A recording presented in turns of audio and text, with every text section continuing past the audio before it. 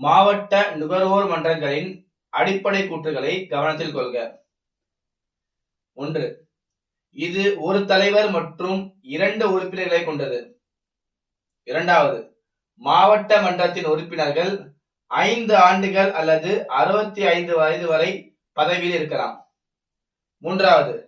50 லட்சம் ரூபாய் மதிப்பிலான வழக்குகளை மட்டும் மாவட்ட மன்றம் தீர்ப்பளிக்கலாம். ஆப்ஷன் ஏ கூற்று 1 மற்றும் 2. ஆப்ஷன் பி கூற்று 1 மற்றும் 3. ஆப்ஷன் சி கூற்று 2 மற்றும் 3.